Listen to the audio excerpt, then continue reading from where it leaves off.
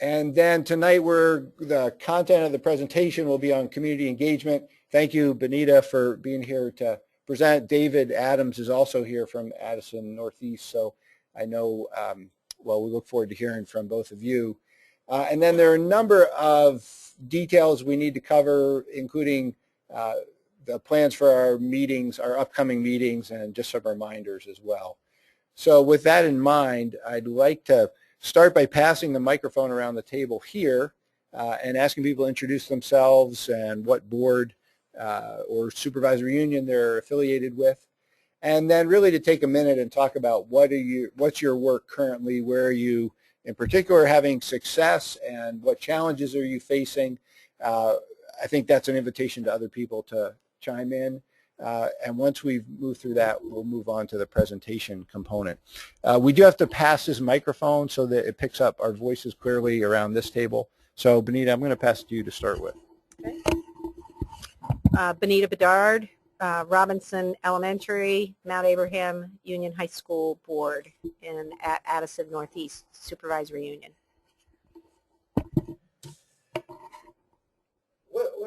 I was thinking we'd also sort of talk about what's going on. All at once? Have no challenges? Oh, we have no challenges. Everything. At Addison Northeast. It's a piece of cake over there. Yeah, it's an all-inclusive package, and yeah. Then we'll pass the microphone around. Okay. All right. Well, right at the moment, let me think. We're just starting a search for a business manager, a search for Mount Abraham Union High School principal. Let me see. What else have we got to do, David? Not much. Special education. Oh, yeah. Special education, consolidation. And figuring out how to manage that, all of that, bringing it all into the supervisory union. From the board perspective, it's always the same old kind of things, making sure that we're doing our job, providing a constancy for the administration to be able to do their job, which sometimes can be challenging. Boards,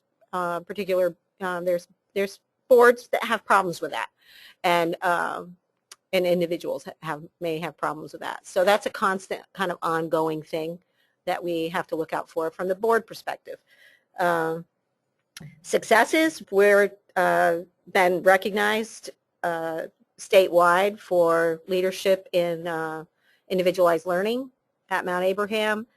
And we have a great bunch of young principals working in the district at the elementary schools that are doing great things with our elementary kids.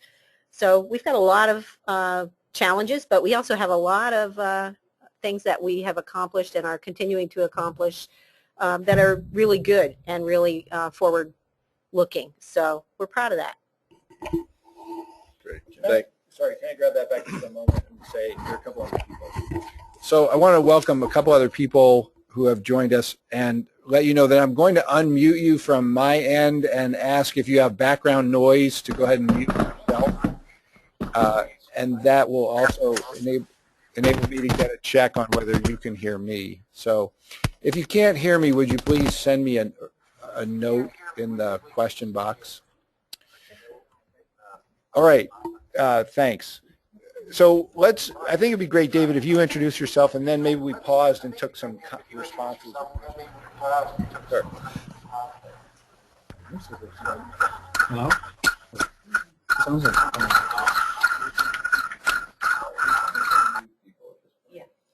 Hi, I'm David Adams, Superintendent of Addison Northeast, and I serve the boards that Benita heads. In addition to those challenges she identified, we are undertaking a change in our financial software and HR software. We're moving deeper into something called Infinite Visions, and it's a bit of a tough time for us to do it as we're also developing budgets.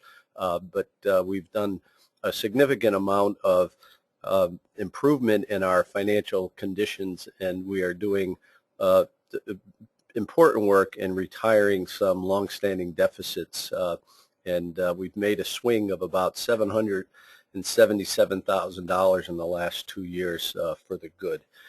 So we're quite proud of that success. Can I get back on it? What I'd like to do is just invite sort of comments or questions for David and Benita regarding their updates. If you're attending remotely and you have a comment or question, you can either write me a note or raise your hand. I'll do my best to pay attention to that and unmute you, or you can send your comment or question in writing. Maybe I can start, unless somebody else has something right off the bat here. I'm curious, with all this personnel change, how you think about hiring as a policy governance board. Is it different? In what ways? Well, how do you go about that? So if you can help me, is it teacher hiring or administrator hiring? Business, I guess I was thinking of administrators, because you mentioned business manager and principal. Mm-hmm.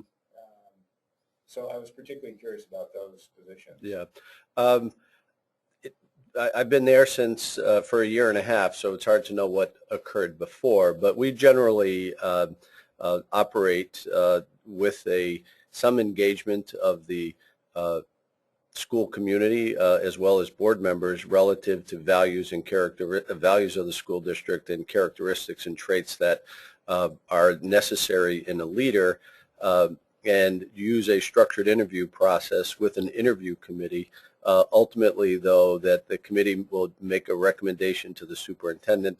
My practice has always been to ask for 2 candidates, and then I would present a final candidate to the board.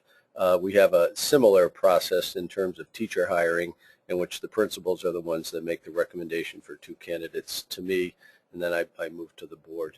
Relative to the business manager, I haven't had that experience here yet, and I think we'll probably do something of a hybrid here.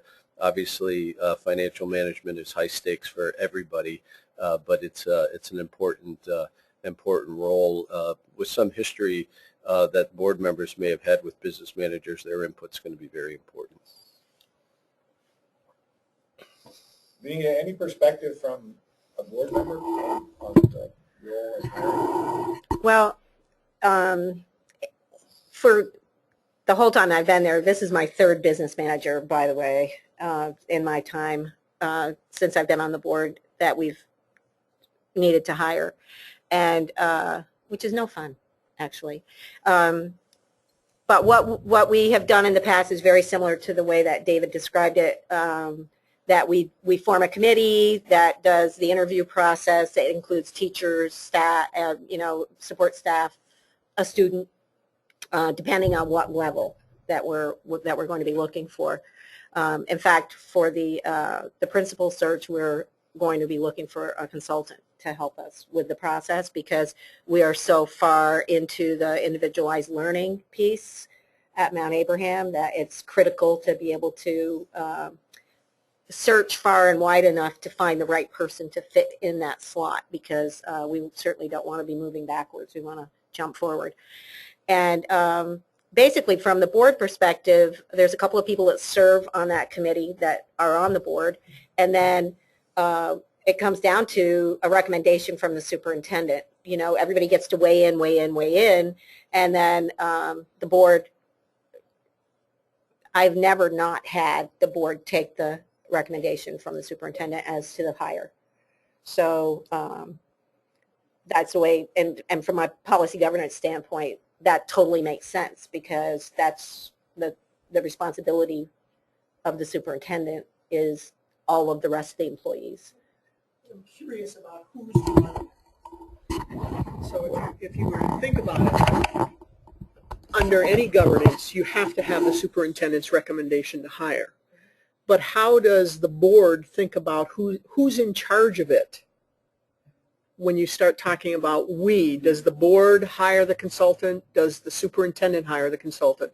Does the board set up the process? Does the superintendent set up the process? How is that playing out?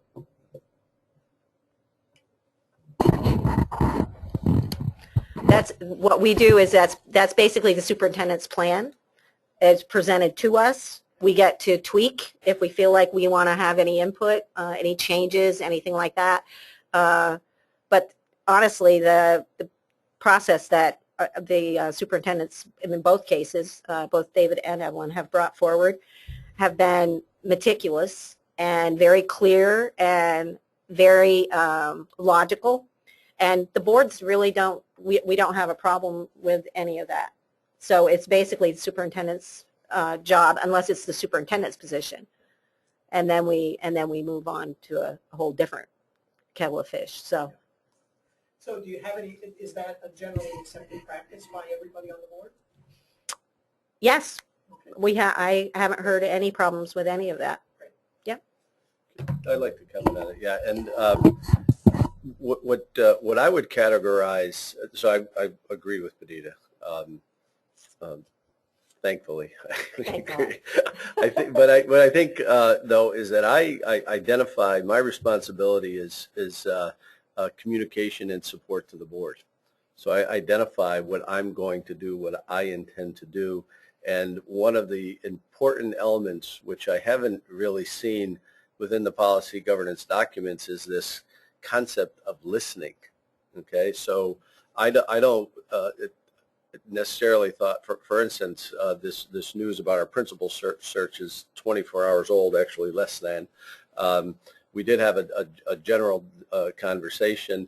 I was listening to ensure that my interpretation of the practices in the district were consistent with what the board's expectation.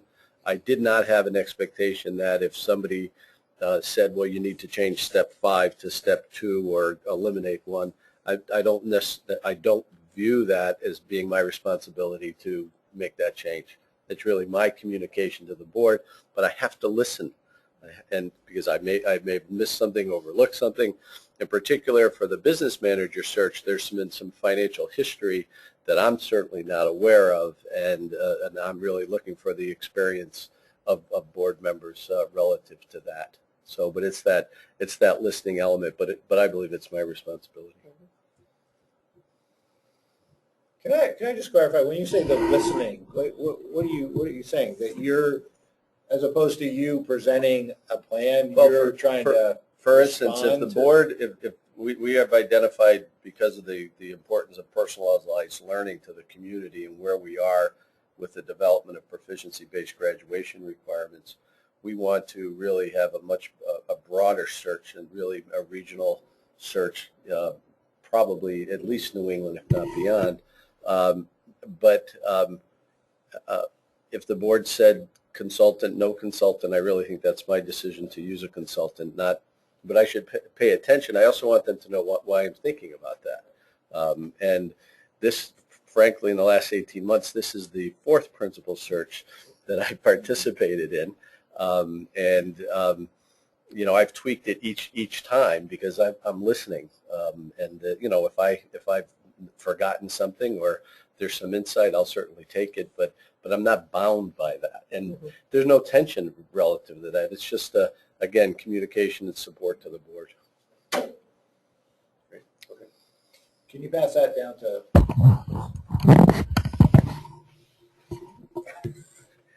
Hi, this is Mark from Essex Town. Nice to be here tonight, and the superintendent serving the community of Essex. I'll be very brief because I want to hear what Benita and David have to say about community engagement. But the successes continue to be, I think, a culture in Essex Town that we're celebrating what's right in our schools and taking every opportunity to make sure that we are communicating that among ourselves as faculty and students and parents, but also to the broader community, hence the importance of community linkage.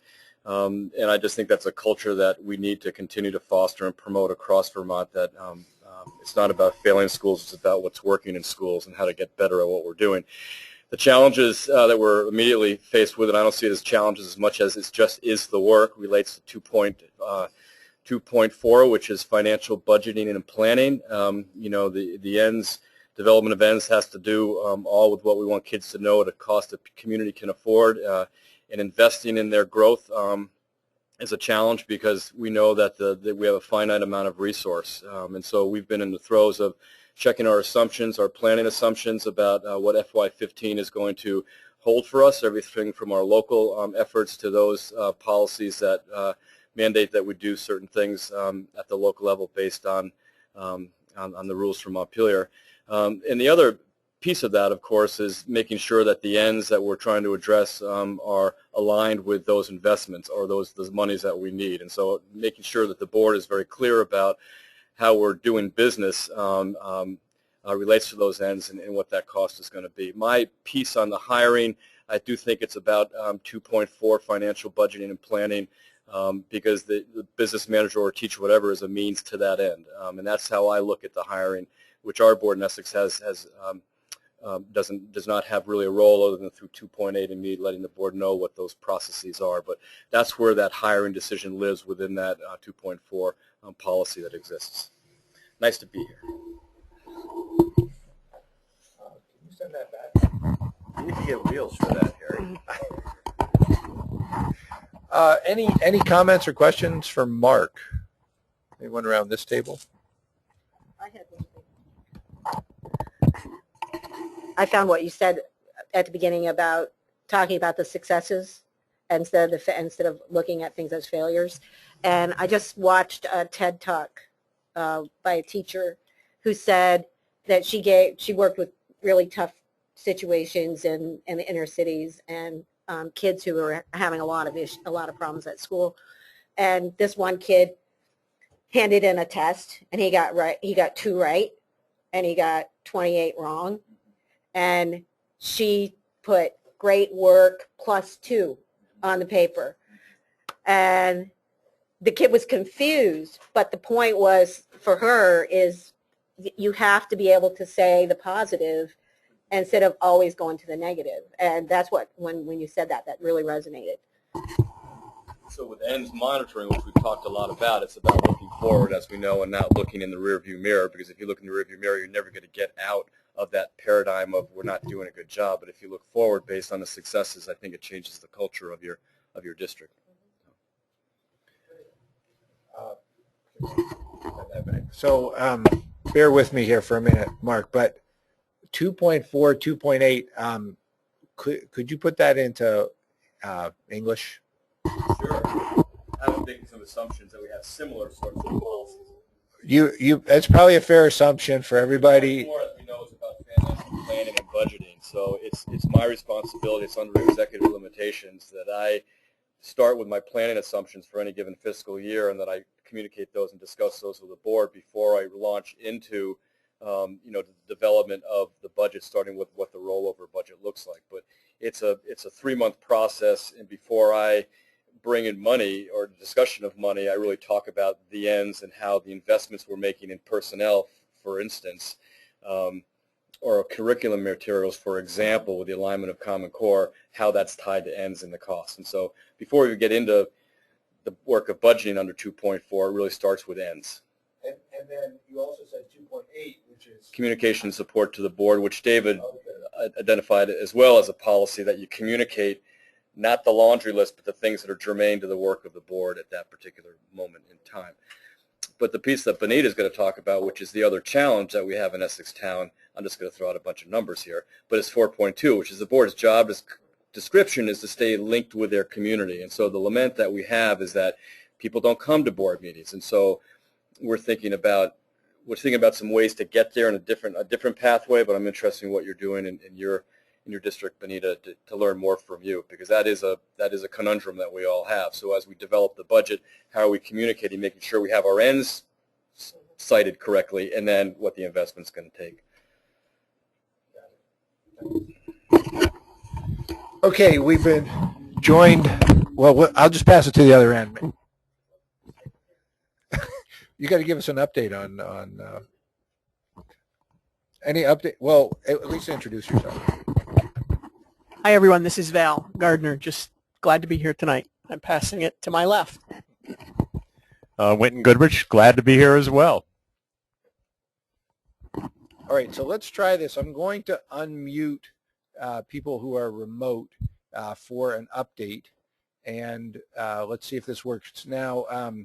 Sean, I know that you need to leave early tonight, so I'm going to start with you and unmute you.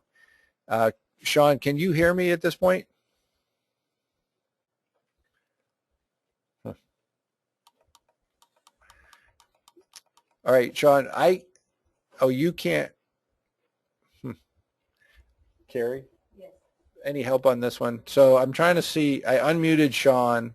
Yes. He can hear me because, well, maybe not. He does not have a microphone. Did you see that? See how that's a faint? Oh, okay. He doesn't have a microphone. Okay, so Sean, it looks like you're trying to send us an update. I see. Okay, so you know what? I'm going to pull out the question box and read your comment or question, and then ask for comments here. And thanks for making this work by sending us your input in text. Ask him if the thief stole his microphone too. I hope you heard that.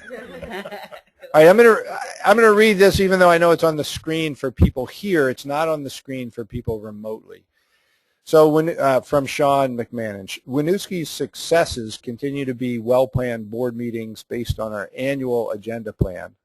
Also, I feel like the board and administration did a great job responding, managing, and communicating about our recent and very public lockdown. At Monday's board meeting, there was a brief and high-level report by me, the superintendent, to the board about the incident. I would agree with Mark's assessment of challenges in the financial arena. I'm curious to know who sells the budget to the community on annual meeting night or town meeting. So with that, I'm going to look around the table for some comments. If there are people online that would like to comment, please raise your hand or send me a note.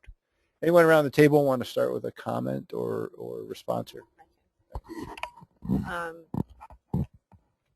In our situation in Starksboro at the town meeting, the board basically presents at the beginning of the school meeting the high points or the low points, whichever way we might want to look at it, of the budget itself, the increases, the decreases, and those kind of changes, the major changes, and just kind of a quick overview of why and how those things happen. And then the principal stands up and talks about the school and is able to speak to any specifics about how the decisions about the how big the kindergarten class was made. And then the superintendent is there as well and is able to speak and also to answer any questions that come up from the group. So I would say it's a shared thing. The board definitely we all have to be on board with the budget to the point where we're able to support it, clearly support it, and be able to answer basic questions. But we always make sure we have the experts in the meeting to talk detail, because the worst thing that we can do as a board member is to say something stupid in the middle of town meeting that we then get in trouble for afterwards. So we like to have the experts in the building. Yeah, great. This is Wayne Goodrich. My comments are not necessarily just the policy governance districts. I think it's a mindset that I used to work when I worked with school boards. My advice to them was you sell the budget the whole year, and it's not what you do at town meeting. It's what you do, what the program needs are for the district, and then here's the budget that we need to get that done. And that needs to be happening months before town meeting, because I think the town meetings are certainly a pragmatic issue, and that's where some people are going to be paying attention to it. But if you really want to connect with the mass, it's going out, not expecting them to come to school, but taking it to the community. So that would be my reflection on this. Any other thoughts around this table? Of course, Starksboro folks. Robinson votes their budget from the floor, so it really does matter who's in the building.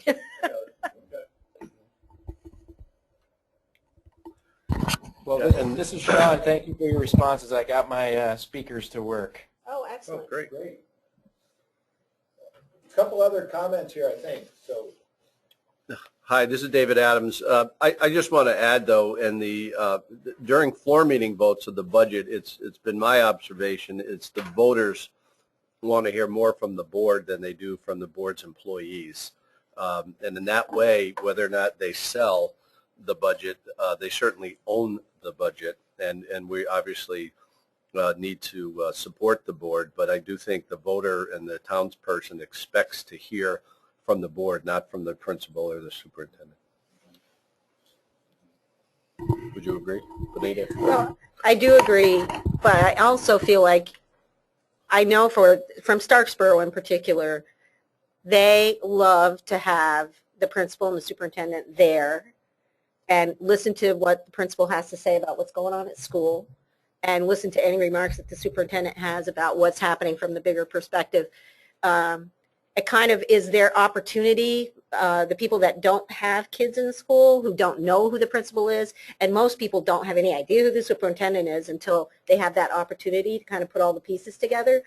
So I would say yes, and also that group of people, I think all together at that moment, supporting this, what we've been doing at the school, is really critical to the good feeling that people have about town meeting. So, and we're really lucky in Starksboro. We have, it's a good feeling kind of a town meeting. Sean, are you still there? I am. Okay, I was hoping we can hear you too, because I think there's some other dimensions to what you had written. I know the budget was the last piece, but I was rereading what you had written in, and it seemed to me you were talking a lot about communication in developing and staying with agendas, sort of in that pre-planned fashion. But you also mentioned a recent incident where you said there was a lockdown, and the board's approach to, or how they played their role in that situation with the community was particularly positive. And it'd be helpful to hear a little bit more about that in particular. I think one of the most positive pieces from my perspective was that the board was very respectful of the fact that we were in the middle of an incident with a lot of uncertainty, and they allowed me to lead that with the rest of the administration and working with incident command and all the law enforcement who were present. And they got, as I found out later, they got all the board members, the 5 of them, had gotten calls from the press, and everybody was looking for information and checking out stories and tips that they had heard. And the board members did a great job of all responding. You're going to need to talk to the superintendent about that, and you can find the contact information here. And so that was very helpful to me in managing the situation. And then I was able to later that night communicate with the community and also get out more information to the board that night and about the incident and the plans for the next day. And so I felt that the communication was very good, and the board was just very respectful and reasonable in terms of expectations for communication and timing, knowing that I was leading the situation on the site. So let me just push a little bit further. How did that come up? Was there anything you think that set the board up to do that effectively, appropriately, constructively? I think it's the training that they had around policy governance, where some of the way I hear our board talk about it a lot is the superintendent's job for the operational side of the organization. So when something like that happens, they certainly expect communication, but they expect the superintendent, along with the administration and the staff and so forth, to handle whatever is happening, and to for them to play their role, which is to direct communication back to the administration, and for the superintendent and the board chair to communicate when appropriate, and then for the board chair to communicate whatever information is important out to the rest of the board. I'm just going to add sort of another perspective on the budget, the selling of the budget piece. I think, Sean, you talked pretty clearly about clearly defined roles. I think one of the things that in policy governance becomes really important to figure out how you really intentionally deal with it. When the board starts selling real details of the budget, it sends a message to the community two ways: that they know what's going on financially, but it can also have a kickback that says you're working at that level. So there needs to be some intentionality about what is the role of the board in terms of what messages they're giving to the public, and what messages the administrators may be giving, because you can send some very unintentional messages that the board is counting paper clips when that really isn't their role. And it is the most public meeting that you have many times with the public. So when you're doing that, there are appropriate roles, but keep the policy governance context in mind about who should be playing what role. Thank you. Any other comments building off Sean's description of their current work? And okay, let's see, Angelo, I'd like to turn to you and unmute you and see. I know you sent a note here regarding. I think it was in response to the question about who sells the budget, presents the budget. Can you try your microphone, and if we can hear you, go ahead with an update, but can you hear me? Can you try to speak back? I can hear you fine. I don't know. Great. Can you hear me? We got you clearly. Okay, so Okay. Can you give us a update, and if you want to start with your comments or questions on previous updates, you could do that. The only thing I wanted to say is in our SU, the 3 town meetings, the people at town meetings really want to hear the specific information from the superintendent. Not that they don't trust the board members, but you know, Brent is just very knowledgeable and has all the details, and so I think he can answer a lot of questions that we could answer in general, but he can answer specifically. So that works out very well. The things that we're working on, well, I mean, one is the budget. You know, that we're Brent has made, our superintendent has made, excuse me, a couple of presentations. One on how the budget fits the ends, and another on how it's within the needs of the community. So we have some we think our lean budgets. I think overall, the entire, if you add up all the SU, it's less than a 1% increase. So, and I think the population, the student population, is about even from last year. So we feel that's pretty good. The other 3 things that we're working on is this is the first year where we've established a real ENS monitoring process. We had Brent's first presentation on elementary school ENS. A couple, not this meeting, but the previous meeting, and we'll be doing a middle school and a tech center high school review further along in the year. So that's going well. We're still working on community connections, trying to educate the community on the results that we see from our ENS, and to try to educate them in educational issues. We've kind of stepped back from trying to have meetings and trying to invite people, and a couple of things we're looking at are getting an education speaker in, or speaker to talk about some kind of education issue that would have more community-wide interest. Looking at that sometime in the spring. And we're looking at, for town meeting, to, I don't know if this is going to work this year, but we talked about trying to set up a video of students throughout the school system in the different towns,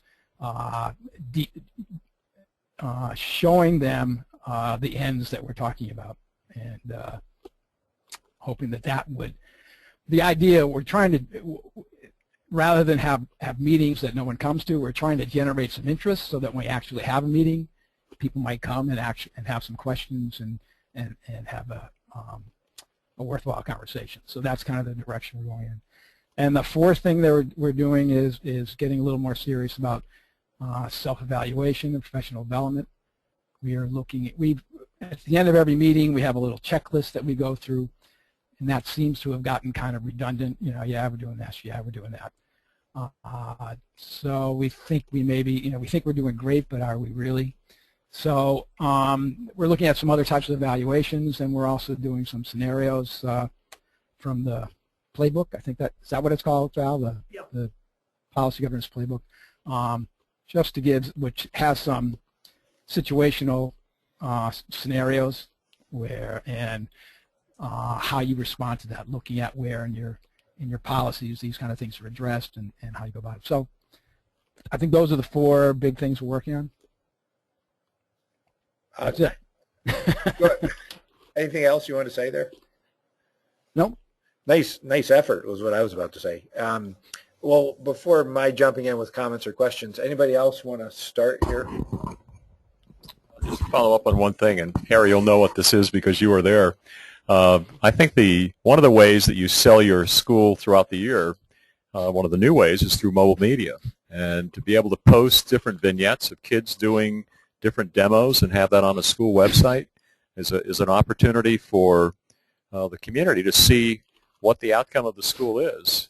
And I just, speaking on the side with Carrie, I understand that she's pursuing some mobile media apps and directions. So I think that's an opportunity that's before us in the future, another way that we can sell our schools. Yeah, I think Brent is doing some of that. The Tech Center does a lot of it. They have the video graphics group, so they do a lot of stuff online. But the OSSU website has a lot of scenarios of what's going on. They set up an RSS feed so that people can get a feed of little news items that are going on. And Brent has just started a blog on the website.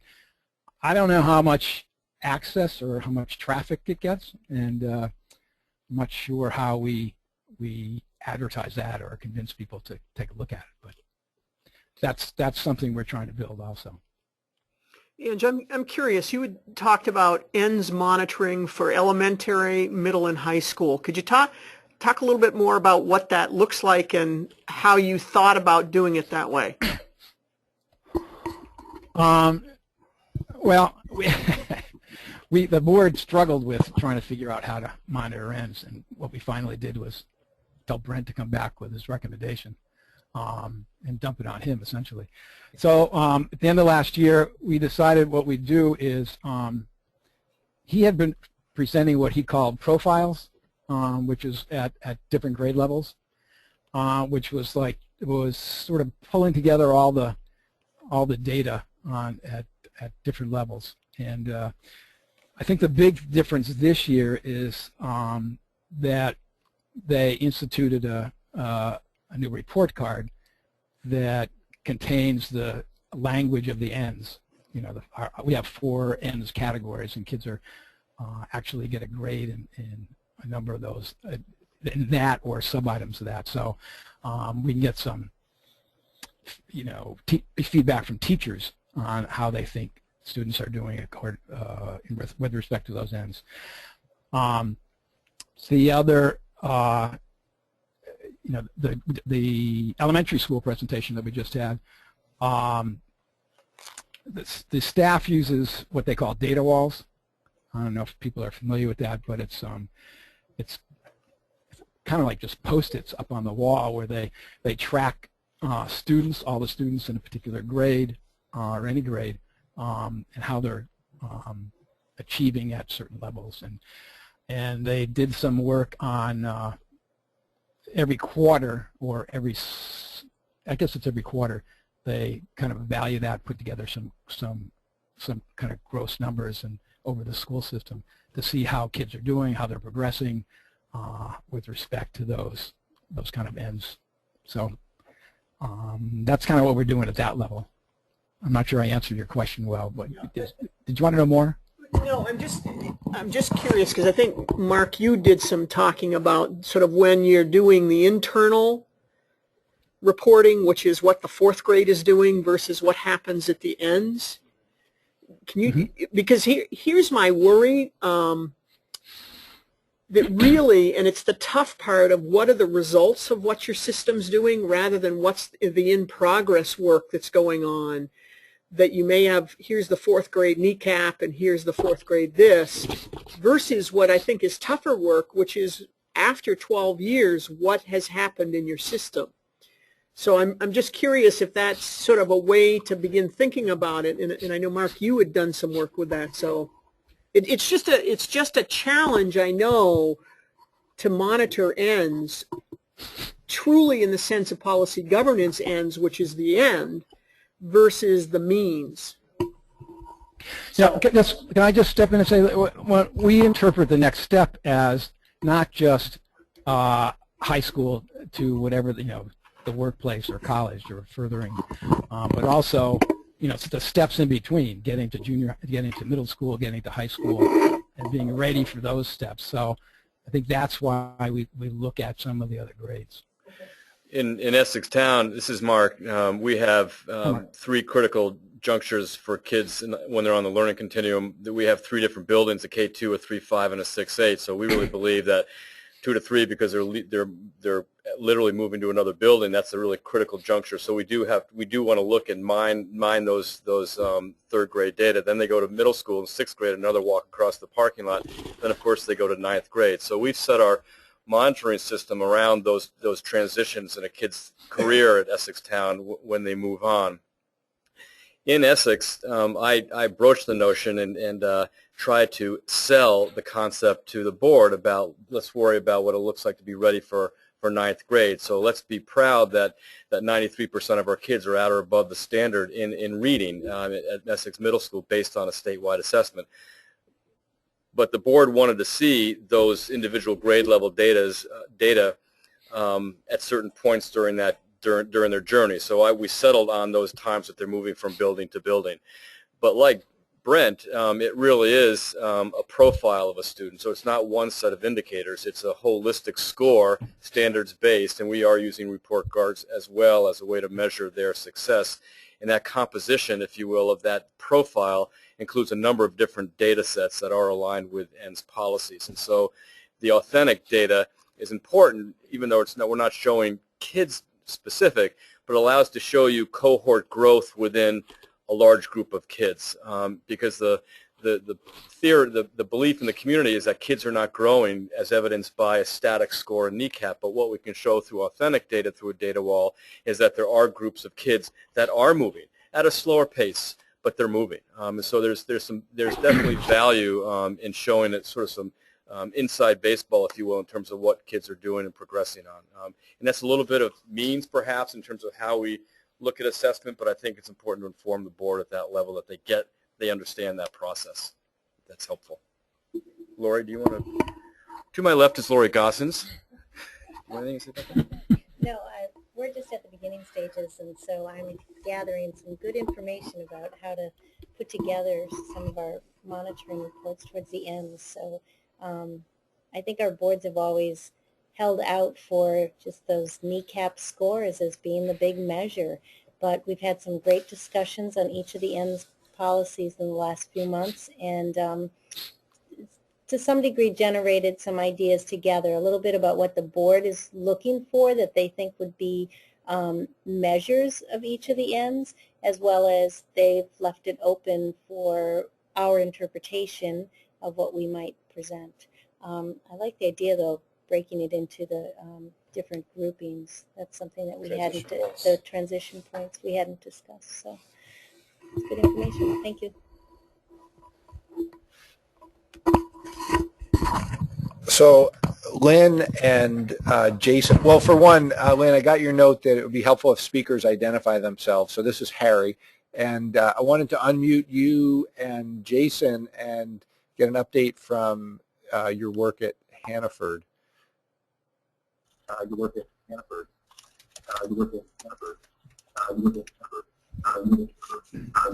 So, Lynn, I'm going to have to, unfortunately, there's some kind of loop going on where your first sentence was repeating.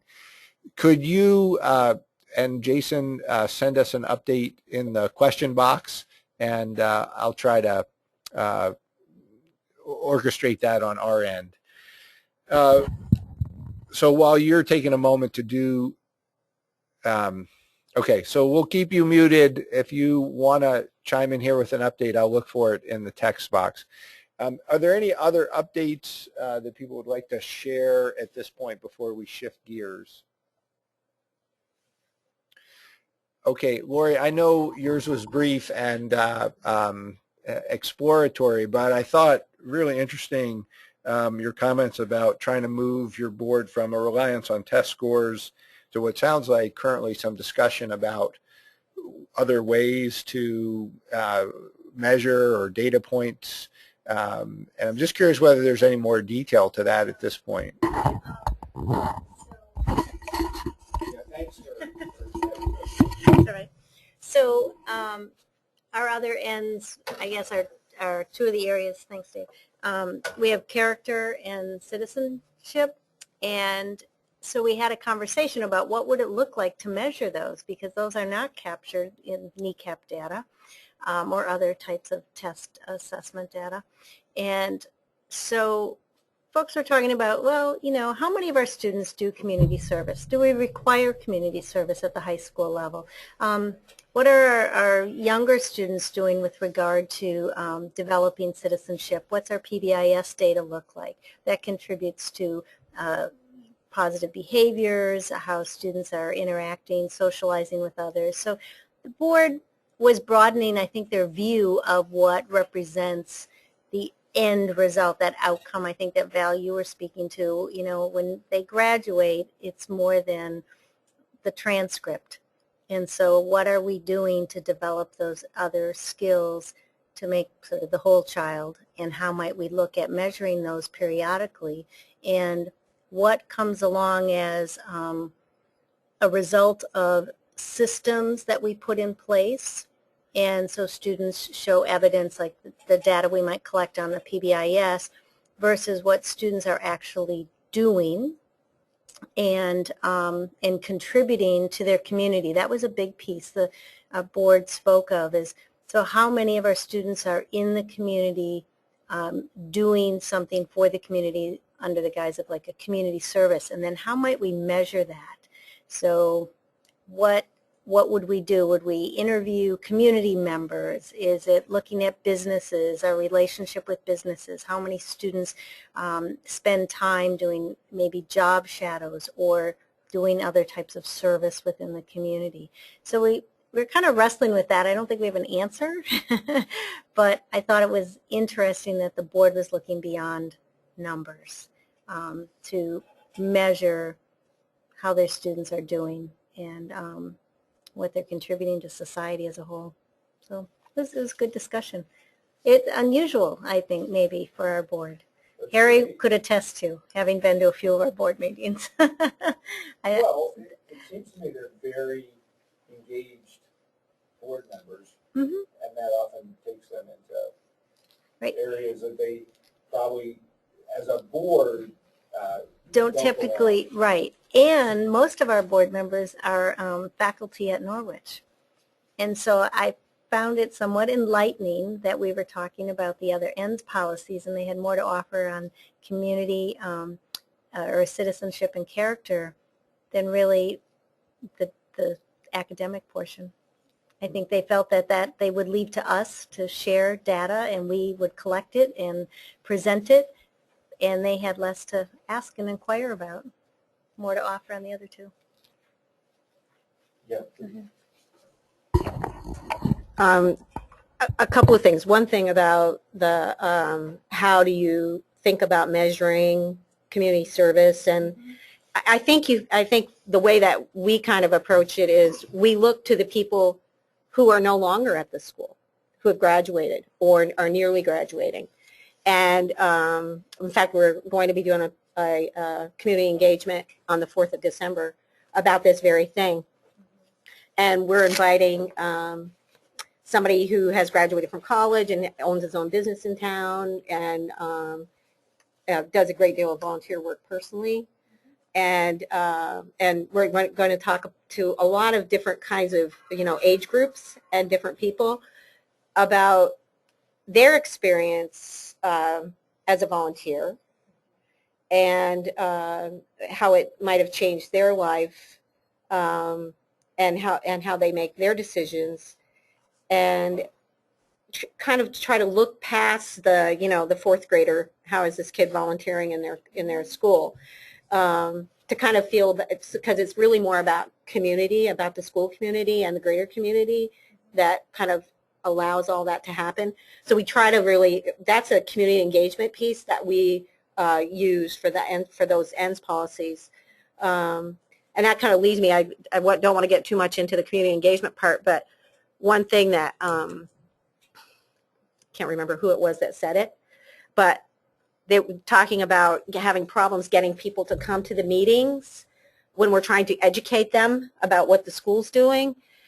And really, it's about having people come to us to educate us as board members. It's not about us educating the community. The education happens because the people that are invited and the people who come gather a great deal of awareness about what the school's goals are in the conversations about ENDS policies, but we gain as board members way more. It's not, and we aren't trying to teach them anything. We're just trying to have them give us information that we're able to use in our process. And to me, that's a very big difference because people don't like to be educated.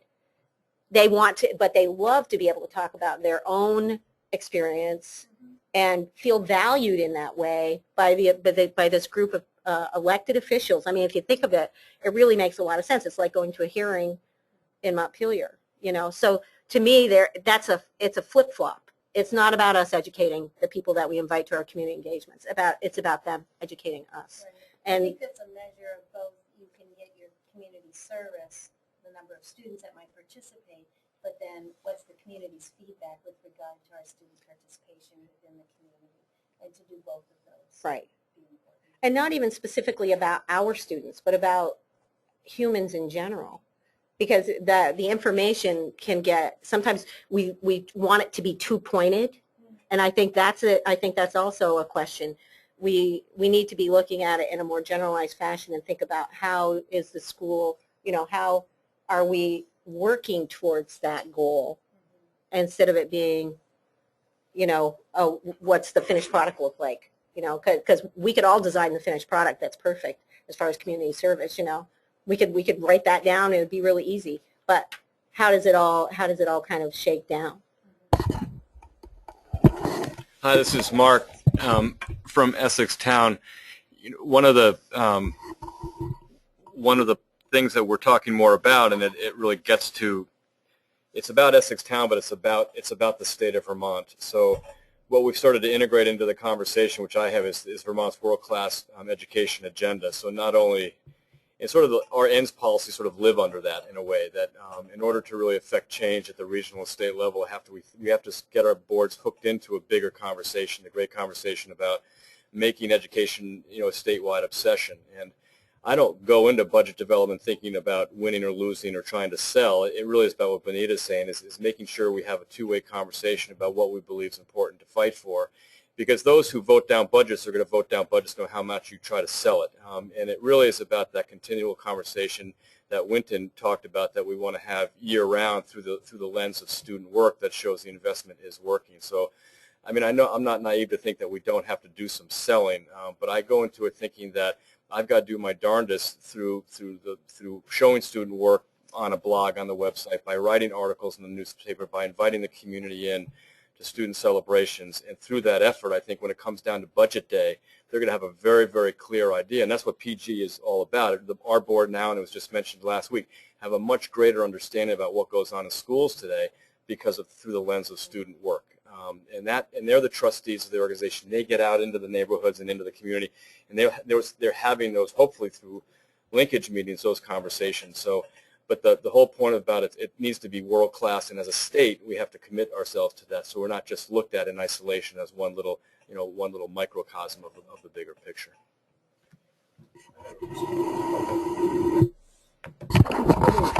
Just before I pass you, Lynn Cole has been texting quite a bit, and I can read this, but I want to try one more time unmuting him. Just him. I unmuted both Lynn and Jason. So, Lynn, I've unmuted you. Can you speak back and see if this is going to work? We're going to try. Can you hear me? I can hear. Yes, it's echoing, but let's give it a try and see what happens here. Okay, can you just give me a second? I'm going to try one thing here. Harry, instead of unmuting Lynn, if you mute Lynn and unmute me, I think that may fix the problem. All right, let's try that. All right, try. Come back to us.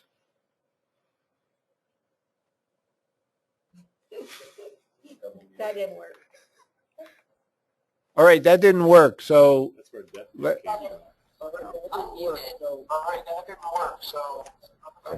just unplug your thing. Okay, Harry, can you hear me? Yes. Okay. Yes. Okay, we're still got a time delay here, but we can do the best we can. All right, you've got the floor, so go for it, and we'll, if it's really confusing, we'll mute you again. Okay, and as I understand it, we were really having problems with audio, but hello, everyone. This is Lynn Cole from the Hannaford Regional Technical School District, and I have 3 board members with me tonight. So as we were kind of listening and looking at updates, one of the things that I did text to Harry was because we are our business in this whole scheme of things is to provide career development opportunities for students. So one of the things that we are putting together to measure some of the ENDS policies are employer surveys that we hope to have worked out and get out later this month, or at least by the first of the year. And what that will give us information on, we hope, are postgraduates and how work ready they are, and if they're not work ready, then where those are going to go. The other thing that I think is significant since the last meeting is the school leadership team, made up of the heads of all of our departments, have really taken on the challenge of answering the ENDS policies via student performance, and they're looking at large projects and the rubrics to measure those projects, although there might be a huge difference between a final project in art and a final project in engineering. The rubrics to measure those would be the same. So I think that those are 2 of the things that we're working on. The other question, when Benita was talking, she was talking about gathering a lot of information at various forums and town meetings and those kinds of things. The question for, I guess, the group is, as we have those, and we've had some of those listening sessions, if you will, how does that change policy? How does that interact with the policies when you have that information? So, Lynn, I'm going to go ahead and mute you and let people comment, and then unmute you if you want to respond. I'll start since you put that question to you, and other people can. Hi, Lynn. It's Benita. I love the concept of muting you. I think that's the best thing I've heard in days. And I'm going to use that often. This is like the question that every board asks all the time about community engagement. It's like, well, so what do we do with the information that these 4 people that came in and talked to us for 2 hours may have given us, let's change the policy? Well, that's not how it works. We don't change the policy based on that kind of information. What we're looking for as board members is information for us in the way that we process our work, and the way, and then we have our administrators sitting at the table hearing all the same things. If we turn around and say to the administrator, okay, we had 5 people here and they think that we should be teaching financial literacy, which this is a true story, and so therefore we want you to put financial literacy into the curriculum. We want to add that to our ends policy. That's just like, that's not, from my point of view, that's not what this process is about.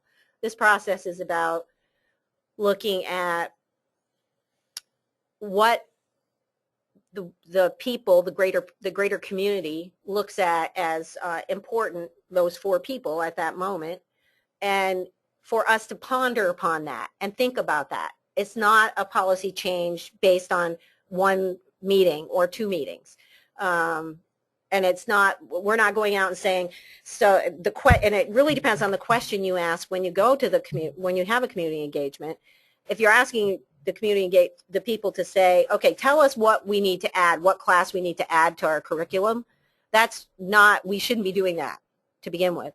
So you have to ask the right questions, and then you have to be patient with the process and realize that this is information and education for the people at the board level and the administrators who are sitting there listening to gain an understanding about what the community is thinking about what is important to them in their either their line of work or in what they view as taxpayers to be important for the kids that come out of the school.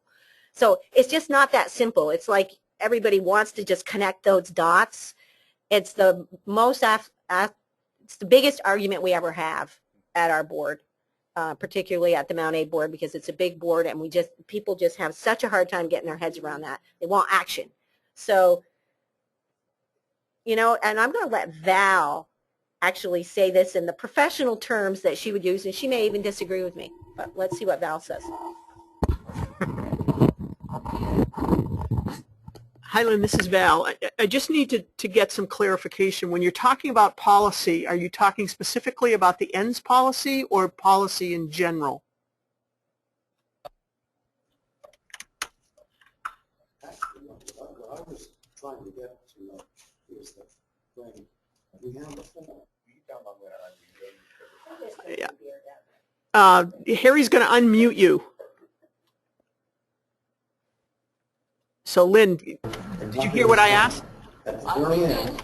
At the very end, maybe. Can you hear me? I did. You wouldn't believe the contortions we're going through here to make this all work. So I'm hoping everyone hears me. We do. And I heard what you. I think that. I mean, generally speaking, I think it's about ends policies, yes. Okay. So what I think becomes really important is for the board to be clear about why it's going out to people, that it has a clear process for getting feedback to people, because there's nothing more frustrating than people believing they're coming to a meeting to influence a decision and then not knowing what's happening with it. So being clear when you're going out to people, as Benita said, here's the question we're exploring. Here's how we as the board are going to deliberate on it, and this is our proposed way of coming to the end. Hopefully, this interaction is one of many that we're going to be taking into consideration. So we thank you for your input. We value your input, but it's one of many pieces that we have to look at in the role that we play. But so many times we go out and have the meetings and then go back and boards don't give a follow-up. So it becomes important for people to say, this is how we considered it. We met with this number of people. Here's the input that we got from this group of people. This is how we decided to deal with it, and this is how it played out. So it doesn't mean just because somebody is coming and talking to you that it will result in a change in your policy and a change in your ends policy. But it does behoove boards to be very respectful of the input that they seek from people and being clear about what the role is. Thanks, Val. Any other comments here? When I know you were going to come, I shifted gears a little bit on you, but okay. I just have one piece to follow up. This is Wynn Goodrich, and this is the question about resources for kind of chronicling or quantifying community service. So this person's actually from Northfield. Nancy Lavarnway, her husband's a professor at Norwich. She runs the South Burlington Career Development Center. And I'm just looking at an email she sent last spring. I know that their students who are doing community service have to fill out forms, and they put that in the database. But they had 1,000 volunteer opportunities last year, just to give you a number behind that. So I could put you in touch with her. I don't think she still lives in Northfield, but her husband's there every day, so there might be a way that you could link. Thanks. Great. Okay, we're going to shift gears. Benita, we've held you off for a little bit, but I asked you, and thank you very much for your willingness to walk us through a process, obviously, that is still ongoing and more to come in the future, but has some roots to it already.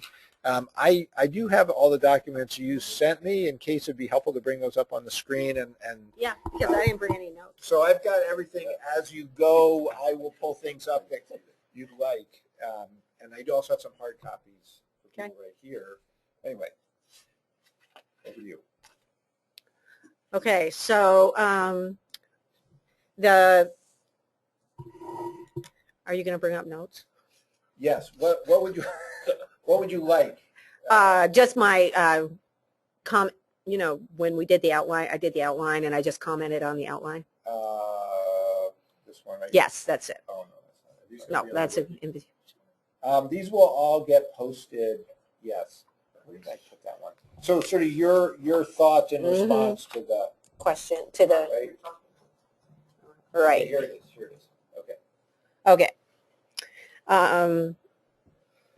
So we established the process of community engagement because Robinson Elementary School was one of the first 4 schools in the state to receive a grant to study the Carver model of policy governance. We attended a one-day program in 2005, and we were a new board, so we were kind of fresh and didn't, we didn't think we knew everything yet. And one of the comments that they made at the presentation really struck home to me. It was kind of like the driving force for me to think that policy governance was a really good idea. And that was, why should the board, one of the board members raised their hand and said, but we have to negotiate the bus contract as a board. And it was like, really? And you're the experts in bus contracts now. And so that was that moment of time when all of a sudden you're like, you know what, that part doesn't make any sense as a board member to be doing that. So we all agreed that it was something that we were interested in, and we did it, and we jumped in. It took us a long time to get to the place where we had ends policies for the district that everybody signed on to. But in that process, the community engagement piece was critical because that really is the board's work. Yes, we monitor the superintendent's performance and all of that, but the single most important thing that we do is we are the interface between the community and the school. So we needed to be able to find the way to, or a way to actually communicate. So one of the things that we did was right off the bat, we produced a newsletter, which we sent out with the community newsletter. That kind of just was a update on what the board was doing, and kind of you know, just it was really about the board, and there were things about the school in there because of what the board was doing, but it was a board newsletter, and we called it The Scoop, and it worked really well. It didn't cost much because we bundled it with the town newsletter, and all it really was printing costs. And fortunately for us, we've been doing that now for, I don't know, 6-7 years. And every year that we get a different board member, for some reason, there's always one who is interested in writing. And so they do the writing for it, and, you know, and everybody does input. So it works out really well. So that's like a monthly community engagement piece that the board does that's introduced to every single household in the town. So they get updates on what the board's doing for budget work or whatever, invitations to things like, for instance, community engagement opportunities. So that was the first thing that we did. And then we did a big community engagement to work on the ENS policies. So we worked on, we made a fishbowl plan. Were you there, Val, for that? That was, yeah. We did a fishbowl, and we invited very specific community members that we handpicked to run the different groups, you know, to be in charge. And in that process, we talked about what did people want what did they want for kids when they got out of Robinson School and Mount Abraham. And it was a great process. We had probably 30, 35 people there. And then at the end of the night, everybody presented, and you're all familiar with this, I know. Everybody presented, and then we chose the top themes and continued our work on those themes. And surprisingly, it wasn't about test scores, and it wasn't about, you know, it wasn't about that. It wasn't about academic achievement. It was about who these people were when they came out of school, and how were they able to move on to the next step in their life and be successful. So it was a great first start. It was very successful, and like I said, it really was helpful to have very specific invitations go out to specific people. And we've kind of followed that through to this day, is that we are very specific in who we invite for the community engagement. We think of what are we going to talk about, which ENS policy, and as I said, this time we're going to be talking about community service, and that section, I don't know it by heart, but it's, David has it. Students view themselves as valuable, contributing citizens participating actively in the community. So we're honing in on that very statement. And we're choosing our group right now as to who to invite. And like I said before, we're inviting a student that has just recently graduated, who has volunteered for years, and everybody is well known for that in the community. And we keep finding new, so we'll invite about 6-7 people, and we'll probably have about 4 that come for the conversation. And we have found that it's really helpful to combine boards, because the Robinson board is 3 people. So we have kind of partnered with the Bristol Elementary Board and with the Bristol Family Center Board, because Bristol Family Center has been policy governance longer than anybody in that I even know of. They were policy governance 3 or 4 years before we even heard about it. And what we found is that having more people there to listen to the conversation makes it feel much more, it's kind of like more, it's respectful of their time because there's more people listening. And so that's kind of the way that we're doing it at this point. And the most recent one that we've had before this one was innovation and creativity. And we invited a whole group of local business people who were, one of them was, ran the Farrell Distributing Warehouse, and one of them, like Danforth Pewterers, which is a creative company, Vermont Folk Rocker. We had a great, incredible community engagement that night. It was an amazing evening, and it was the questions were really about them, and kind of how did those traits that they found in themselves as creative people and innovative people, and how did that help them to be able to identify that in other people. And it was not specific. I always find it really interesting that it's so broad when you look at ENDS policy, because ENDS policies are broad. So it's, the questions are specific, but they're broad. They're not about what is this kid supposed to look like when they're done, when they're cooked.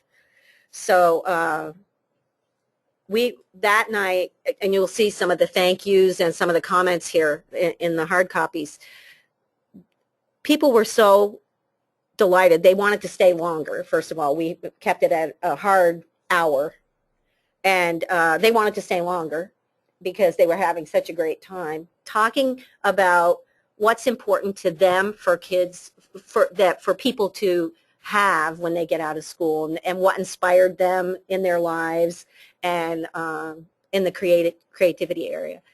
So it was very much like that kind of a meeting, and to a person at the end, every single one of them came up and thanked us for the time and for the opportunity. They certainly didn't feel like it was a sacrifice. They certainly didn't, and they're all very busy people. And when we sent them thank yous the next day and talked to them a little bit about, and I'd already told them beforehand when we invited them, we were very clear that this is just an opportunity to, for us to learn from them about this subject, and that it wasn't going to be like, okay, we're going to, develop a new class out of this conversation. And so it worked beautifully. It was just it was such a great night, and they were familiar with the kids that came out of the school, so they were able to remark specifically about, I've hired 5 kids from Mount Abe, and they're smart kids. They didn't go to college, but they can sell to the people that walk in the door, and of my chair factory, And so it was just one of those things that I can't say enough. It's about them educating us, and it's not about us educating them as to what the school does. It happens naturally in the conversation, and in the importance that the board gives what they're saying, and the respect that they get from us when they're sharing the evening. And so that's how we're doing it at this moment. And that shared community engagement opportunity with other boards, I think it's really amazing to do it that way, because, as I said, we not only have more people there, but we're all looking for the same things. We all have the same ENDS policies. We're all looking for the same input, and it provides us with less work individually as a board, and we accomplish more because the follow-up questions are more varied and diverse, and people hear different things. And so then when we do our follow-up conversation, there's different layers of what we heard. And I think those things were all really important. So that's been a great process for us.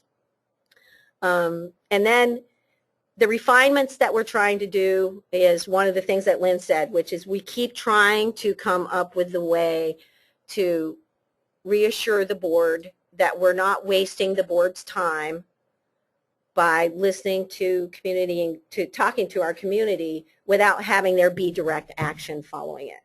That the act of talking to the community is the board work.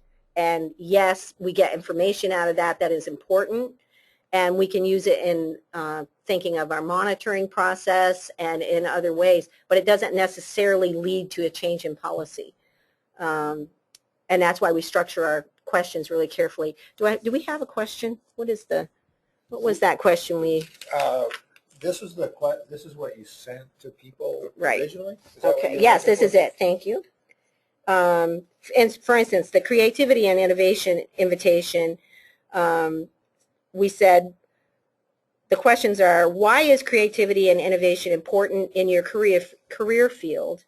What does creativity and innovation look like in people or employees? And then I just explained that there will be 3 or 4 people on the panel, and we would really love to have you be one of them because you're long and varied business experience. And I described the purpose of the hour as this hour is for the boards to hear from folks who employ people about the value of creativity and innovation in your employees. And then we followed up with those 2 questions. And so it's a very broad conversation. It's very non-specific. And for me anyway, I feel like that's really critical because if we start getting too specific, that's when people don't want to, either they don't want to come or they want you to do something. We want you to introduce, so French, everybody has French in 6th grade, you know, that kind of thing. So that's the way we do it, and we keep refining, and most of it is from the board area though, because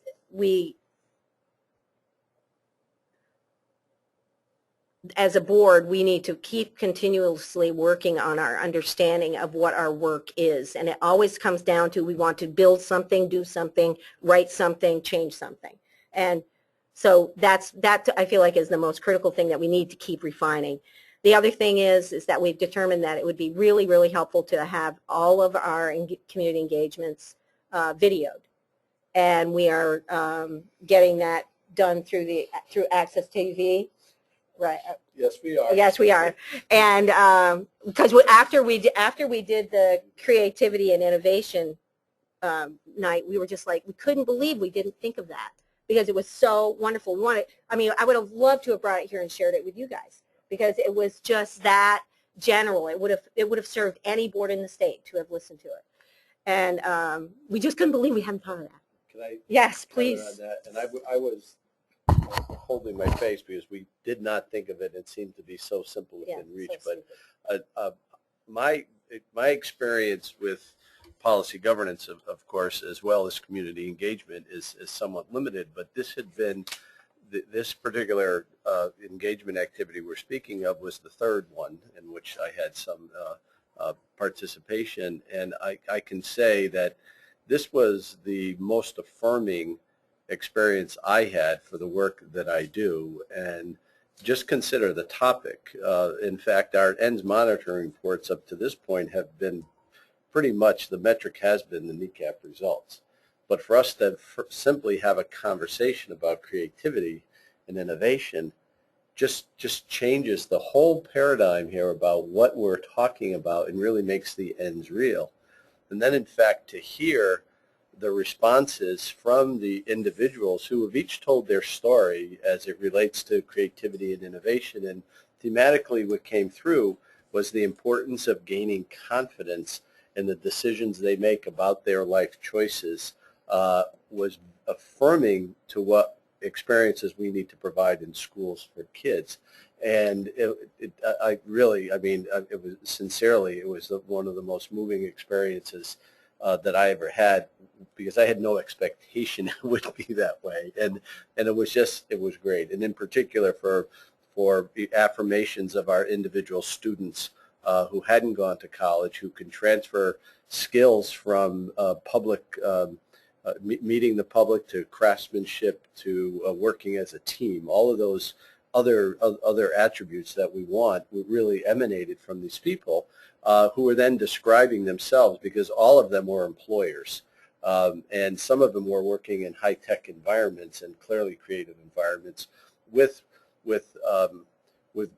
product goals, and that it was high stakes for them. They weren't going to tolerate somebody who couldn't do X, Y, or Z. And in fact, they talked about some of the turnover, and that's where that particular element of confidence came in. But it was just so exciting, and we should have taped it.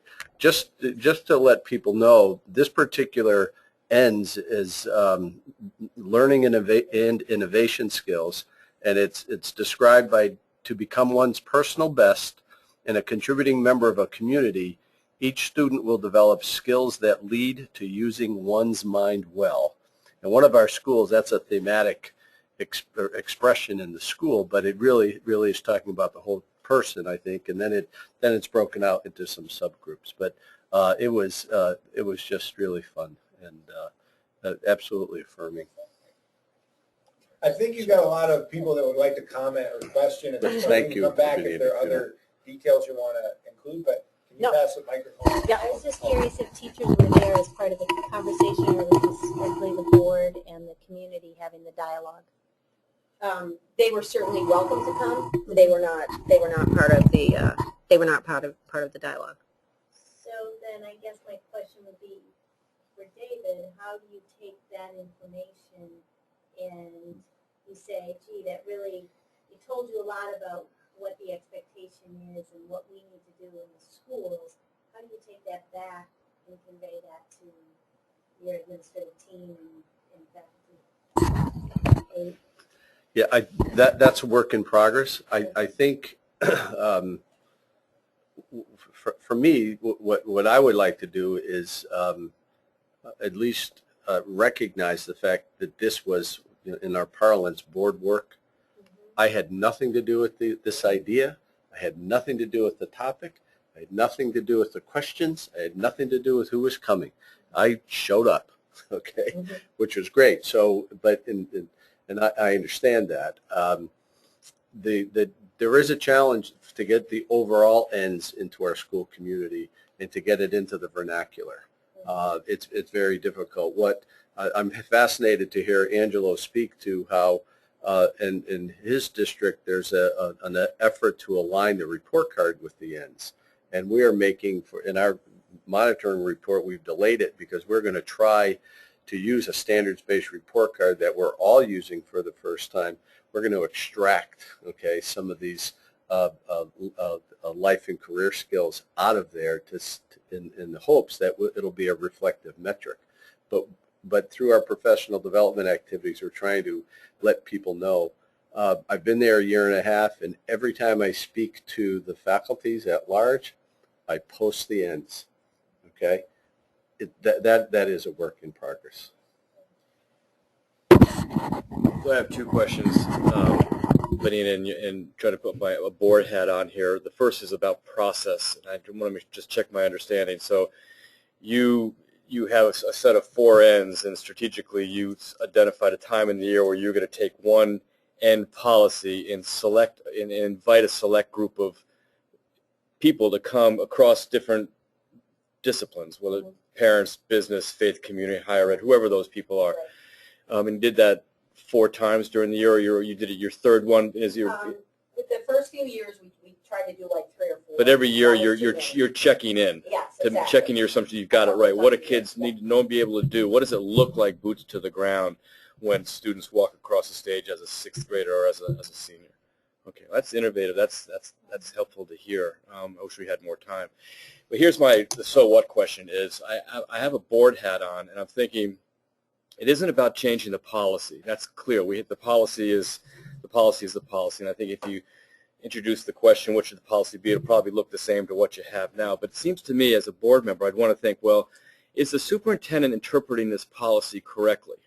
So, because that's your job, that's our job, is do we have the interpretation right?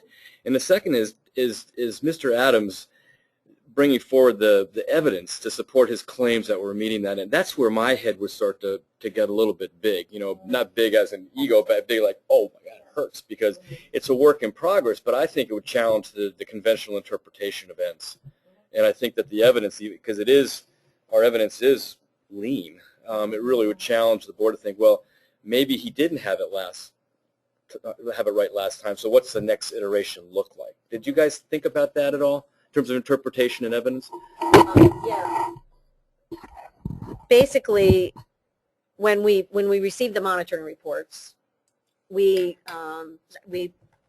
sign off on them, and if there's something that we feel like, geez, we would have liked more about this and less about this. With the community? I mean, is it linked to that community? It's linked to us as board members, and this is the part that's so nebulous. It's like, if we are building our own education as board members, we might look at a monitoring report this year and think of it totally differently next year. Sure. And who knows where the process came from. It may not be specifically from community engagement. I couldn't point at a specific community engagement. I think that from the creativity and innovation piece, I think that we did learn some things that we would look for specifically in the monitoring reports. One of the things that Judai Danforth said, I thought it was so critical. She said, fear, fatigue, and lack of encouragement can block confidence to a creative spirit. And I just think, when I think about what we do, what happens at school, I think about the food. I think about, you know, and so, yeah. And so that's where all of it fleshes out. So it's not just about how creative is this kid. It's about, are we providing that kind of stuff for the kid so that the kid is able to be confident enough. Well, I think if I were a board member, it would challenge me to think about what that interpretation is, because oftentimes the interpretation is what kids did last year. Mm-hmm. So when I think about what you heard from these groups, is this is what it looks like, boots to the ground, the transfer application of the skill. And so I guess as a board member, I'd be asking to put you in a tough spot, because I'm in the same spot. So, or is that where are the transfer opportunities before they apply for a job, when they really get, it's like rolling dice, they're able to transfer. Right, so exactly. Does the evidence show transfer during their time in Robinson or Count 8? And that's the that search. Evidence? Right. Yeah. And we are searching. That is part of the process that is happening with David and the administrative team. Yeah. They are working on that specific process. Go ahead. I don't know where to begin. So. I know. It's not due next month. As a matter of fact, it is. I'd like to respond on a couple levels. I do think that this particular experience that we're describing, and you provided some documentation for, really is the exemplar, and the moon and stars aligned on it, and we didn't know it would, but it did, and I'll tell you, it is the best. And what was further important is that it was done with the Bristol, which is a larger community, larger board, and then a community group as well. So that's pretty exciting. And in fact, we're replicating an experience like that in December. Other boards, though, and Bonita participates in Mount Abraham, that's a 13-member board. And within that board, there are subgroups of boards, okay? So you have some people who clearly understand it and articulate it well and are listeners a lot, and others that really want to grab onto the grain size that's the smallest amount and influence that change. In particular, when I came on board, I don't know, Val, if you were involved in the conversations, but financial literacy in the curriculum kept being like, how come we don't have it? We talked about it the last time, okay? And yes, you did indeed. Yeah. And the particular irony about that we are piloting a program about financial literacy because that has emerged as an important element of the work generally. So, and nonetheless, put that aside. There's variability among the boards, and boards who have been engaged in this work are better than ones who are just beginning it. So I think we can have confidence that that growth can occur, but it takes some experiences, and it takes, in my comments to the boards who are dabbling, and in fact, I give high marks to other boards, they're putting their foot in the water. They are, I said, try it, see what happens, and see what fits for you, and it'll be quite interesting. What I wanted to do, if I could just for a moment, is comment, Mark, on your comment about interpretation, because I believe when I've tried to, our monitoring reports, at least the ones that I wrote, I mean, I was so naive initially that I didn't even write an interpretation. I just wrote a report. And then these board members were so kind, they gently reminded me that there's something missing here. And I said, oh. So I went back, and frankly, I should say, Evelyn Howard and the administrative team had framed to the boards as well as to the school community. We found some evidence of a letter from 2010 that the metrics for ENDS monitoring are a work in progress, and they were inviting people to provide some evidence here. And that was the narrative when I started, so I put that in my report. Because we're trying to shape what the metric is. And Lori, that's the hard piece. What does it look like, you know, within the classroom? So our monitoring reports last year were pretty much discrete and all about numbers in terms of student grades. Although we did try, I think with reasonable accuracy, provide some after high school, post-graduation data sets there. But they were long reports, maybe like an 8-page narrative from me and 27 pages of data. We made a commitment to have a 4-page monitoring report for the next round, and we're going to take the 3 ends in total. We will provide all the necessary data in terms of test scores in an annual report, somewhat separate from this. But right now, what we're trying to do is what I've described, is create a 4-page report based upon some real authentic data that is not test related, and we'll see how that goes. The metrics are still elusive, and you know. But I would say that whatever the number of pages is, and what I challenge the Essex board to do, because it's under policy that I don't challenge them, but is the next iteration has to be based on your feedback as a board. Well, that you need to give me feedback as a superintendent, use a very prescribed way. Right. Because I don't know what the mark is unless you tell me. That's where the education Exactly. comes in, your Exactly. as a board member. That's right. So You're shooting in the dark. yeah. Well, so I think at least there's some agreement that we don't have the right metrics. Okay, and we're reshaping them, and there's room to reshape them. But a word about the interpretation.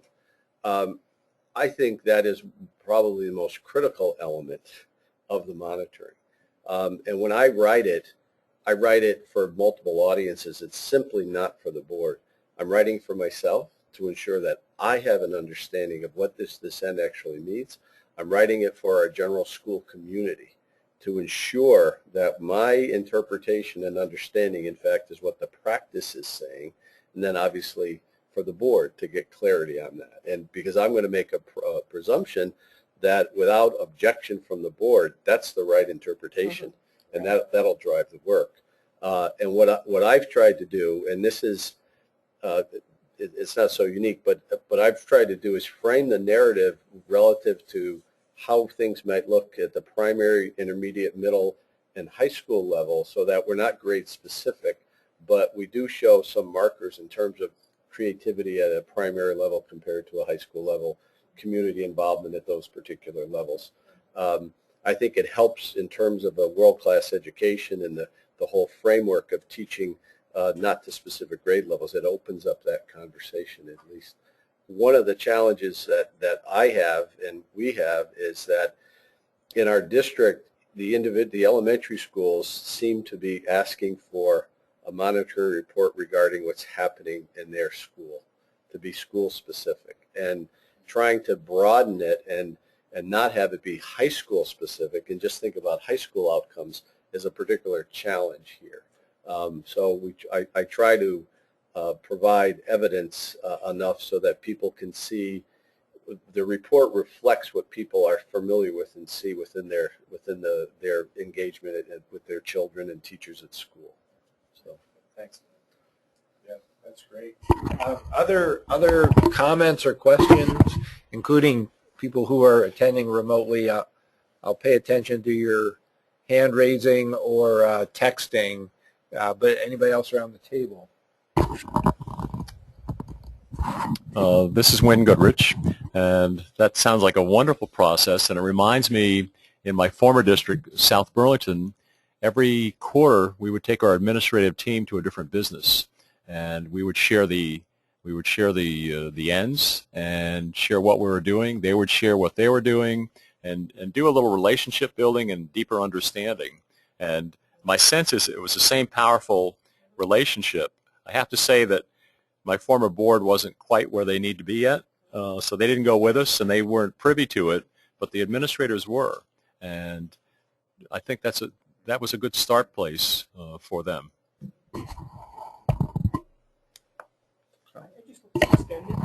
I think that's exactly what, this is Val, and I think that's exactly what's meant by community engagement and community engagement around the ends. There are other ways to have community engagement, and I think you need to broaden it a little bit in terms of what is happening in the future. There are ways to do it.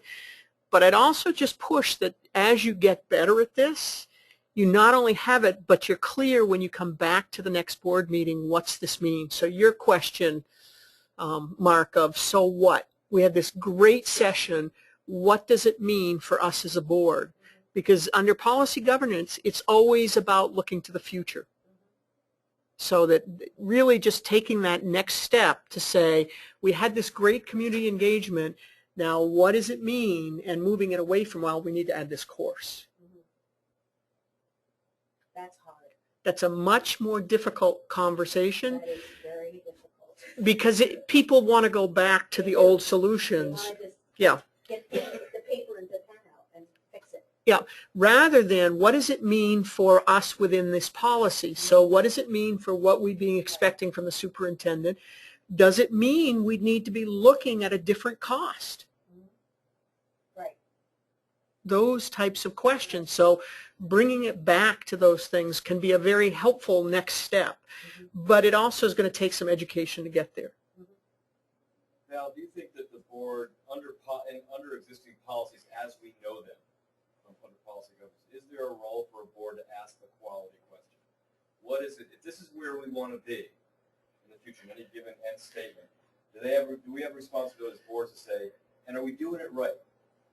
And then out of that might come, well, we need French 3 at the middle school. So it relates a little bit to the music. It gets to teacher quality, it gets to more buses or not. But do we have a responsibility as a board to say, here's where we're going, but do we have the right mix of resources and stuff in our schoolhouse to get there? Do we have a responsibility to ask that question, a quality question?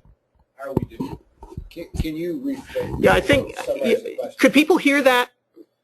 I know it's hard from Yeah, so here's the question.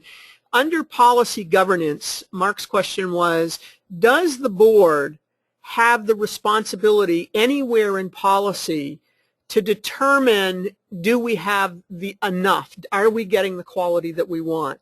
I think the global ends policy asks that.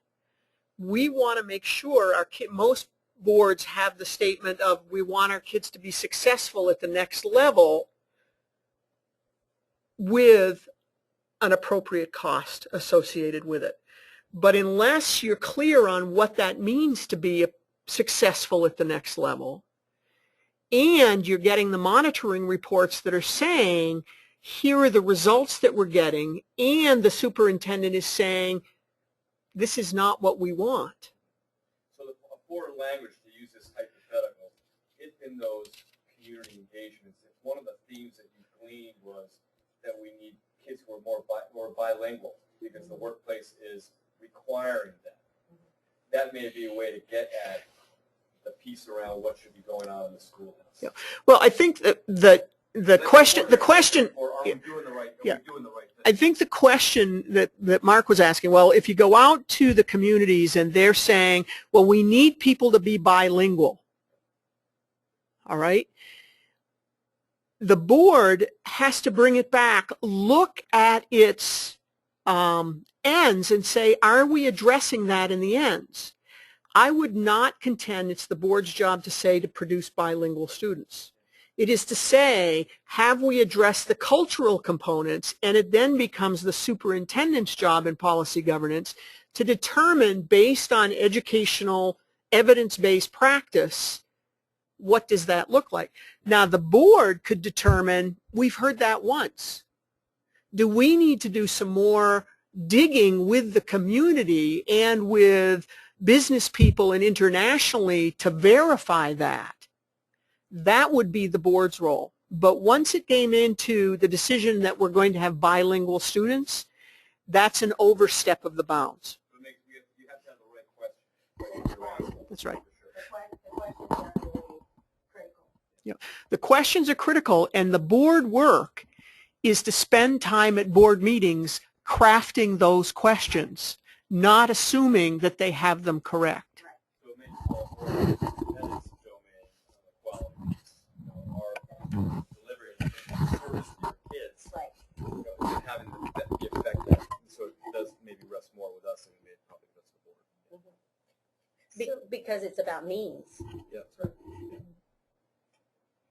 So I was going to ask, after you had your community dialogue and you gathered this information from the community, you sought their input, what has the board done with that information now? Like, how have you synthesized it?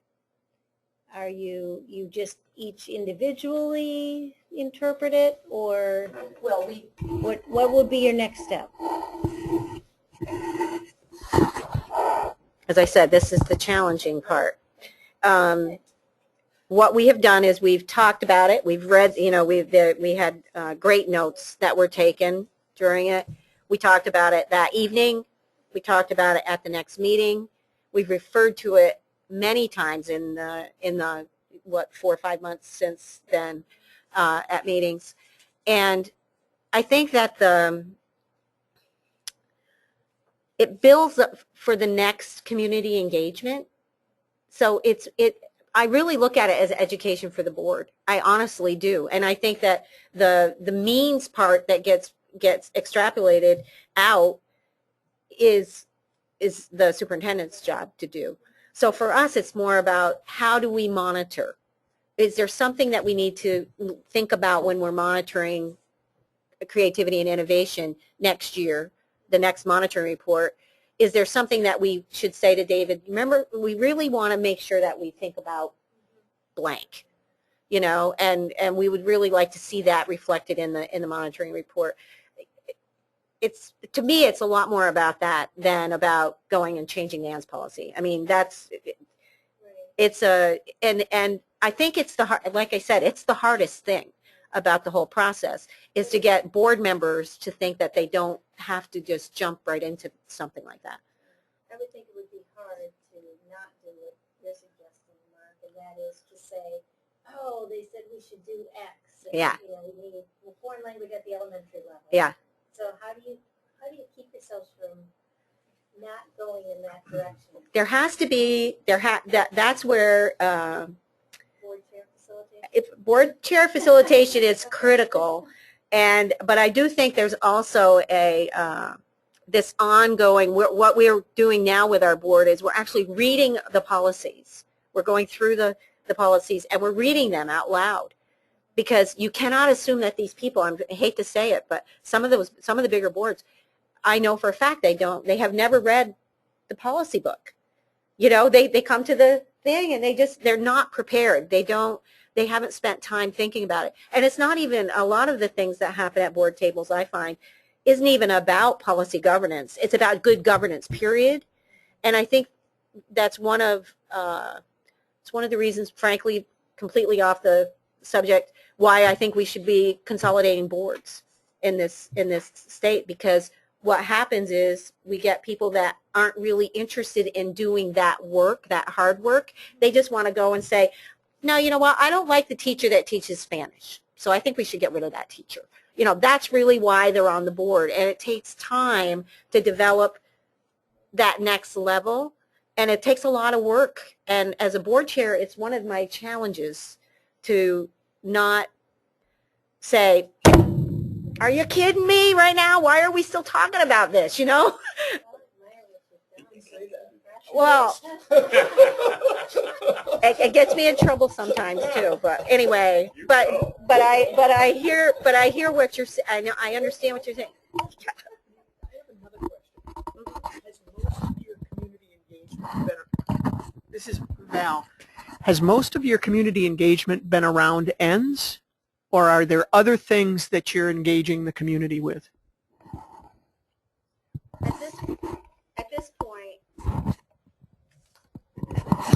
At this point, it has been ends. We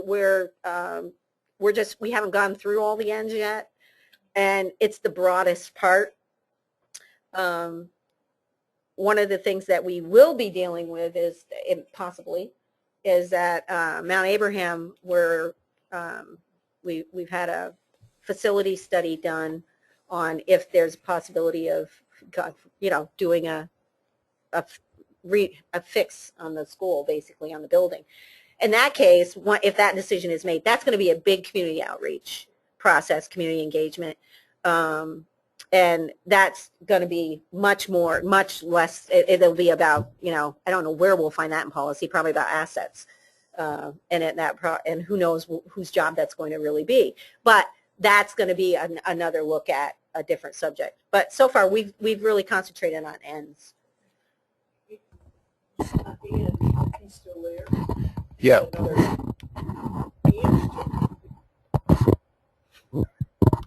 Ange, I'm going to unmute you because Val wanted to direct a question to you. And we're going to have to make this the last question. I've got a few to close out.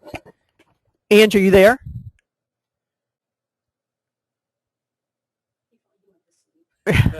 Well, the other piece is the board can also be engaged in things like economic questions of bringing people in to say what's the building look like, or what's the future of a community going to look like, or the state. I think Orange South actually brought Paul Tuff in and ran a whole day program, afternoon and evening program with people around sort of all children succeeding. So it can be around the ends, but there can also be combination with other boards around community outreach, the select board, the fire department, all sorts of things to broaden it. Well, this is a tough conversation to call a close to, but I want to respect the time schedule, and we're close to 7. So I want to do a couple of things. One of the things I always try to do through these meetings is listen to what should we talk about next. And I was pretty convinced coming into the meeting that we ought to talk about ends because we haven't focused on it this fall, and that seems so central to the work. But it occurs to me, and so I want to quickly check with people, that it might be worth taking a session to look at how do you run your board meetings. That there's so much about the conduct of the work as opposed to in complement to the content of the work, that I think would be very interesting to hear from people. And it might not be a single board presenting, this is how we run our meetings and this is where the challenges are and our strategies, but maybe getting a little bit more than, getting kind of a status report in general, but then specific to meeting management, or that's not the most inspiring title, but that would be the focus. So I'm getting some nods around the table. If anyone remotely wants to comment, would you do so in text? And that would then enable me to pull up the agenda quickly and say that would be what we would look at in December. I've listed the other dates of our meetings and potential topics, so we'll continue to pay attention to these. I really want to thank Benita for such a thorough and thoughtful presentation, and David. Together, I think that was an extraordinary sort of both narrative and thought process, and obviously a lot to follow up from, and I think there's probably another session around many of the questions that have come up here. I'm not even sure how to organize them, truthfully, right off the bat. I have, I think, 9 pages of quick notes, and so I want to just, if there's any final comments from anybody else around the table or remotely, does anybody want to close with anything else? Okay. So again, I want to thank everyone and just let people know I will put all of the documents, and I didn't do a great job of trying to track Benita's presentation with the documents she sent me, but everything like this, the newsletters I have, the communications with panel members, the minutes from meetings, I'll post all of that on the wiki. And this entire session has been recorded and will also be on, well, it's on our website, and I'll figure out if I can get that onto the wiki as well, or a link onto the wiki. So thank you all for attending, and good night.